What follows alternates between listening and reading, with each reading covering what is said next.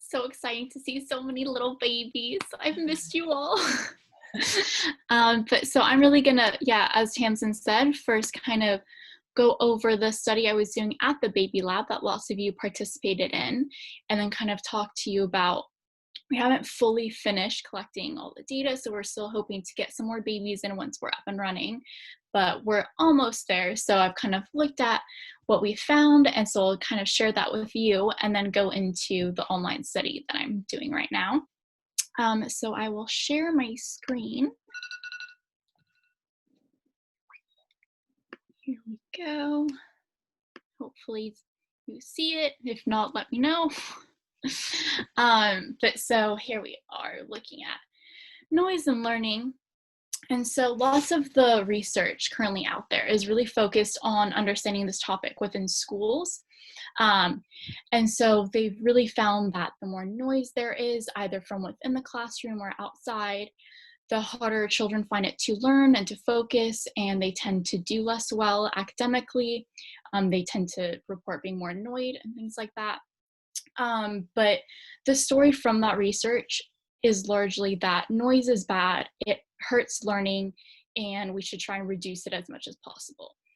And to say, to tell parents then to remove all noise from your home as well, and in order to help your baby learn, is a bit extreme. And so I'm really trying to understand possibly the benefits of having noise, because oftentimes we can't control our environment to that extent.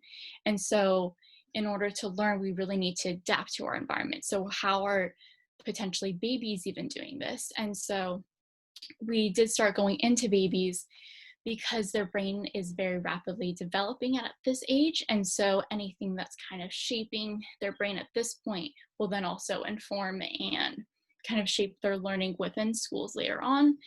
And also what's really nice about this age is that they spend a lot of their time at home or within homes. And so we can really look at this one environment to see how it's affecting them and how they're learning to pay attention within this environment and how they're able to learn. And so that's why we created our Babylab study, which a lot of you again took part in. And so just to recap for you and for those that haven't participated, what we did was use an eye tracker.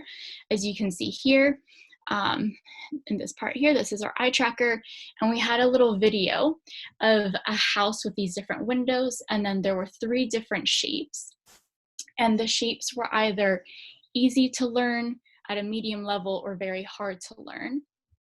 And then in the background, we had some noise. So we either had it be completely quiet as kind of like our baseline to understand just how the babies were looking at these shapes. So we could kind of use this eye tracker to see which windows they were looking at and how they could learn about the shapes. And then we would add some occasional background noise, which took the shape of a phone buzzing. And so it was kind of random, and it didn't really add anything to what they were learning on the screen. So just kind of distraction. Or we had constant noise, and this took the shape of kind of a home environment that had a lot going on, so it was noisy and vibrant. And so we were really trying to kind of imitate an actual home so we could really understand how these noises are influencing where they're paying attention and learning about the shapes. And so what we found is that largely, so if we compare to kind of use the quiet as our baseline, was that if we had the occasional sound, they actually did better. So they were learning the shapes quicker and more easily. And then for the constant sound in the background, they were doing worse. And so what we think is happening is that, so the constant noise, there was a lot going on. You would hear hoovering, somebody cooking in the kitchen, a sibling playing video games, all this stuff. So that was really distracting to them and made it harder for them to pay attention and learn about the shapes. Whereas for the occasional noise, we think that it may have actually acted almost as an attention getter. And what we mean by that is because the speakers were behind the screen, there wasn't much directionality to the noise. And so it almost, once it came on, it got their attention back on the screen, because I'm sure, as you would have experienced, it's hard for your babies to sit still and focus on one thing for a long period of time. So they tend to get bored, look away. And so this buzzing sound actually got their attention looking back towards the screen. It wasn't fully what we intended for it to do, but it's still interesting in and of itself. And so then we also had you measure the sound levels in your homes, which is my favorite part because it's the most novel thing we've done. So nobody's ever done this before, of measuring the sound levels in people's homes and then seeing how it's really affecting the child's development. So thank you so much for doing that, because I know it was a lot of work. But so what we did was kind of split the homes into quieter or a bit noisier, just to see if this is shaping the way that they're paying attention and learning in any way. And what we found is that for the quieter homes, we see the same trend. So our baseline, or compared to our baseline, the occasional sounds got their attention, and so their learning was better, whereas for the constant noise in the background, it was very distracting and it kind of made it harder for them to learn. Whereas for the babies in the noisier home, which was very interesting, it had no effect on the occasional noise. So we didn't see any better learning or any worse learning, or the constant noise. So what we think is happening here is that for the babies that experience more noise in their home, they've adapted to that. Oh,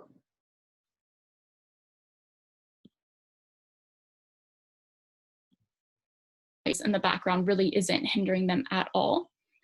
But what it does do then is they then also block out potentially helpful sounds, such as for the occasional noise. So we don't have that better effect anymore. So really, what I would say to this, if we want to kind of apply it to the home, would be kind of say moderation is key, as most of any life advice, but that you don't want it to be too quiet where they can't deal with lots of noise in their environment, because if they never experience that, then they won't be able to adapt to that, and we can't really control our environment, so there's normally lots of noise around us. um, and then but then you also kind of, yeah, so you want to have some noise, but then not too much, where they would get to the point where they start blocking out everything in order to be able to focus and learn, in that environment, where they might start blocking out helpful sounds as well. Lots of bleeding. um, and please stop me at any point if you have questions. I might be going a little fast, so sorry. And so then what we also did was look at sleep and sensory processing. So we'll kind of first go through sleep. So what we found is that, and this is using the sound levels from your home. So it wasn't really about how loud your average sound was in the home or how quiet it was. It's about the fluctuation in the sound. And what I mean by this is, so here's two examples. So in the bottom example, you really see, although there's these lines going up and down quite a bit, overall the sound is pretty constant. Whereas for the top image, it really goes from noisy to quiet, and then really quickly goes to loud and then quiet. And so this is like a choppy fluctuation is what we call it. And so this fluctuation is most what we see influencing sleep.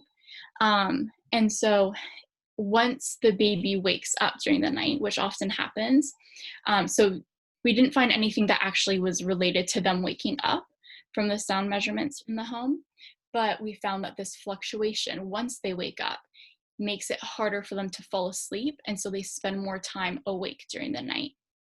And then equally kind of going along that, we found that they also spend more time in bed. And what I mean by that is, so from the point that they go to bed to when they wake up, if there's more fluctuation in their home, that time expands.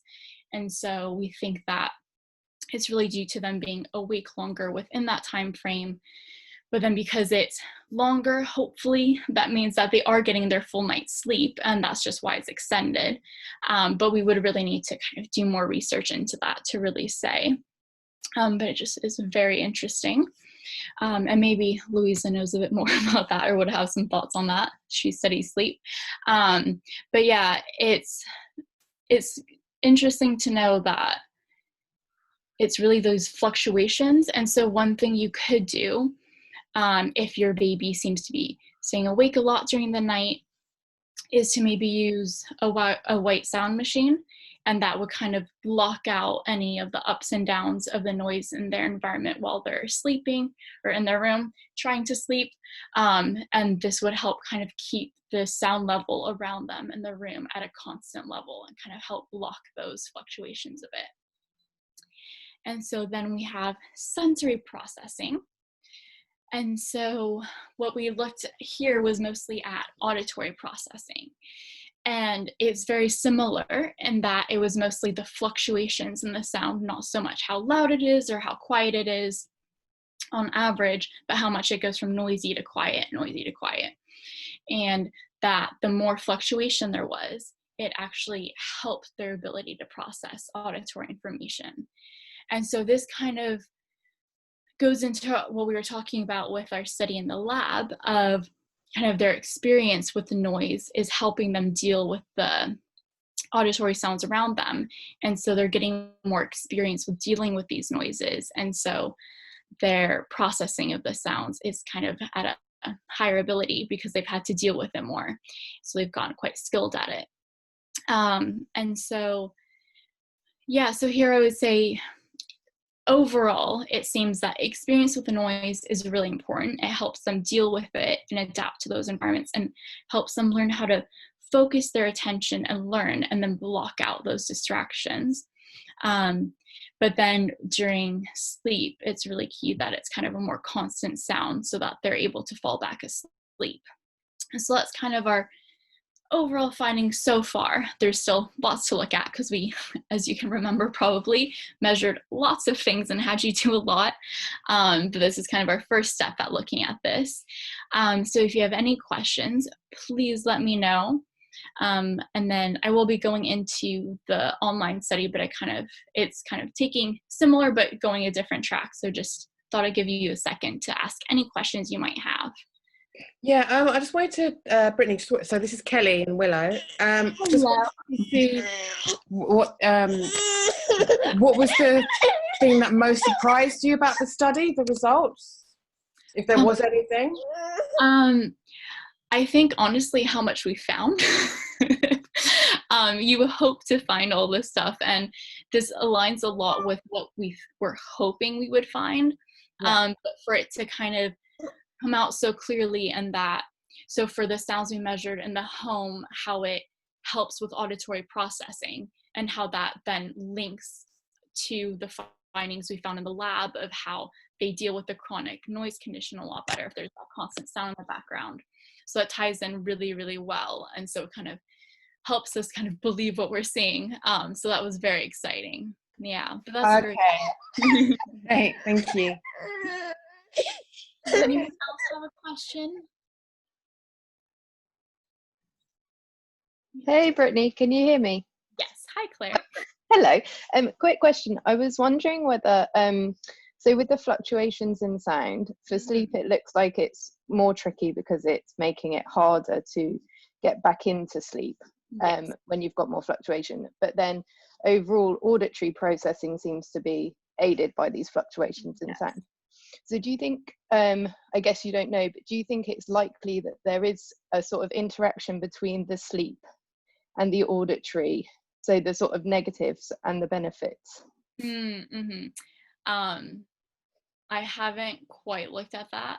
I was just about to, it's kind of my next step, but I thought it might be a lot if I put that stuff in as well. So I was trying to kind of keep it a little more simple. But yeah, we definitely plan on looking that as well. And I did look at it a few months ago before everything went crazy in the world.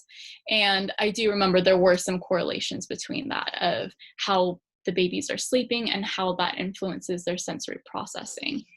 If I'm not mistaken though, I believe so sensory processing was split into different categories. So you had all the different senses, and then there was general processing, kind of like an overall measure. And I believe the sleep influenced general processing the most. So the more sleep they got, the better their general processing was, kind of the overall summary of that. But yeah, great question. Thank you. Great chat. Thank you. Can I ask a question, Britt? Hey. Hello. So when you did on like the previous slide to this, when you looked at the lab study, you split groups by quieter or noisy home, right? Yeah. Have you also looked at doing it by like the fluctuations, so whether it was constant or more or less constant, and split that group by that? I have not. But that's okay. I just wondered, because your like occasional noise is a bit more like the on-off sound, whereas the constant noise is maybe more like the constant noise in the home, and whether that might just be interesting. That would be really smart to look at. No, that's a really good point. Yeah. I just saw that finding yesterday and got super excited. No, it's cool. It's really interesting.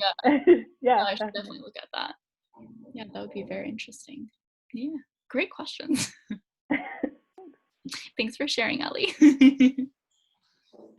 Brittney, so far is like your take-home message in terms of what you found to date, that at nighttime it's better to have a constant noise, be it constantly quiet or constantly loud, just constant anything, whereas the day, those fluctuations that kind of act like attention grabbers, I guess, in your study, those actually enhance learning, or is it just they enhance auditory processing?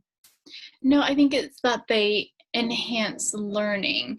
What I think would be a really interesting kind of next study would be to really look at this occasional noise, because it wasn't quite the intention we had for it to be an attention getter. And I think it's because the speakers were right behind the screen. And so although we had them kind of facing an opposite direction, it still kind of started from that location. So it kind of just got them to look up at the screen rather than like to the side, which is what we would see with the constant noise, because it had directionality. You would see the babies looking around. And so I think it would be interesting to kind of have an actual occasional noise of how we intended, and then maybe an attention getter version, and see if those are different. Yeah, that would be. Hopefully in January. So many study ideas. But yeah, any other questions, or should I quickly explain an online study? Oh, hello. Hello, it's Kitty and Phoebe down here. Hello. I just wondered if on that occasional noise, if you had the opportunity to look at it again, if it makes a difference, if it's acoustic or recorded sound, if that. Oh, sorry, what was the last part? If hang on. Oh my. If the reactions might differ, if the sounds that you gave as an occasional sounds were either acoustic or recorded. Yeah, that would be interesting. Yeah, playing around of those different kinds of sounds and how that would affect them. Yeah, no, that's really interesting. Yeah. Let's create a new study together, guys. I love this. Yeah, no, there is definitely a lot we could do with that, I think, which is very exciting. Have you thought about studying novel sounds compared to familiar sounds as well, and how that might affect? Yeah, that's actually a really interesting point. So a lot of the research using sounds as distraction and to see how that affects their behavior is often some kind of like a random sound. And so it would be a bit novel, which is interesting in that respect, in that it's something new they haven't associated with anything. So for instance, if there's a type of sound that's, for instance, if it's mom laughing, that's very distracting because you hear mom, it's social information, compared to other sounds if it's just like a random bang or something. And so what we were trying to do with this is really using sounds that they would be familiar with, that would kind of really emulate the actual environment that they're in and how it's influencing how they're paying attention and learning. because there isn't as much of that. But I really like the idea of comparing the differences in an actual study. That would be really interesting. Because for us, we're just kind of doing a different way, but then it's hard to really compare how they would be different. So that's, yeah, very interesting. Good point. Another study to do. This is great. Anything else? Why don't you move on to your job? Running out of time a bit. Okay, so I'll just quickly go over this. So really our online study is kind of influenced out of necessity in a way on COVID-19, and really how most of the students around the world right now are having to continue their education at home. And so since what we're studying really is the home environment and how that's influencing attention and learning, we thought this would be a really important thing to look at. So how is the learning and the education of these children being impacted by the home environment? Because as we know, the home is very different with the sounds that you hear in the background versus what you would hear in school. So we have parents cleaning, some background TV, parents cooking in the kitchen, which I don't know about you, but that would really distract me if I hear lunch being made, and siblings playing, parents on phone calls because they're working at home as well. And it's a shared space, so it makes it a lot harder to find quiet nooks depending on different situations. So we're really trying to understand how these noises and distractions are influencing their ability to study at home. And so we've developed an online experiment. It's very, very close to being done. I'd say in about a week's time, we'll be ready to put it online. I'm going to send it out to some people just to try out, so that way I know it's perfect for when you guys do it. And because this is an online study, it's really hard to do babies as much as I would want to. So we're doing older children, primarily secondary school age children, so 11 to 18 years old. So if you have any other kids or know anyone and would like to pass it along, I'd greatly appreciate it. But this will go on our website where we have all of our online studies, and it'll also be promoted through our social media pages. But yeah, so it'll be about an hour long, and it'll have some questionnaires and then some fun game-like tasks for the children to do. And then in the background, we'll have, similarly to our study in the lab, so constant background noise, which is very similar but just changed a little bit, or completely quiet. But actually kind of going into what we talked before, it's quiet in that we're using white noise so that we can block out the noise from the home and try and make it this like constant noise in the headphones, and then compare those two and see how it might be changing how they're paying attention and learning about the games. And yeah, that's the online study. So if there's any questions on that. That sounds really interesting, Brittney. So as she said, on our CBCD Babylab website, we have a separate section that's dedicated to our online research. And as soon as Brittney's study is ready, hopefully next week, it will be there. So please check it out and tell your friends, because we need as many people as possible to participate in these things. And also, we do have 2 other online studies that you may have heard of, but if not, please consider trying them out. One is Ellie's study that's for sort of newborns up to 12-month-olds, and that's helping them develop an app that will, sorry, got distracted by a message on my computer. It's helping develop an app looking at how your baby develops and grows. And the idea is it will really benefit our understanding of development because it's taking place in the home. And then we have another study that is Chere's study, who's also here with us today. And that one is for, is it 1 year? Yeah, 1-year-olds to 6-year-olds. And this one is it's a really fun sort of working memory task where the kids just have to try to find a person. Chere's really interested in media use and TV and that impact on children. And that one, Chere's one for 1 to 6-year-olds, only takes 10 minutes. So please consider checking it out. Or if your baby's younger, please try Ellie's study. I think that's everything for now. Thank you so much, Brittney. That was really, really interesting. For those of you with a little baby or toddler in tow, we have a fun song I'm going to play for you now. And otherwise, I will just say goodbye. And hopefully, we'll either be back next week or the week after. We haven't quite lined up our next speaker just yet. Thank you so much. And here is the song.